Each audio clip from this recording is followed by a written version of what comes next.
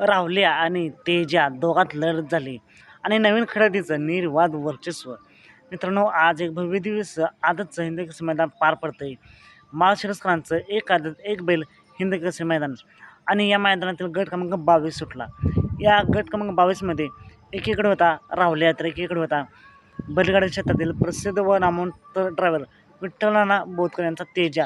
दोघात काटाकीरशी लढत झाली आणि शेवटच्या क्षणाला शेवटी निकाल घेतलाय विठ्ठलांच्या तेजानं आणि त्याच्यासोबत एक पाहिली नवीन खरेदी.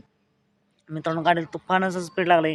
शेवटच्या क्षणाला अटीतटीच्या लढतीत डोळ्याचं पारणं फेडणाऱ्या लढतीत निकाल घेऊन गाडी सेमीसाठी पात्र झाली आहे.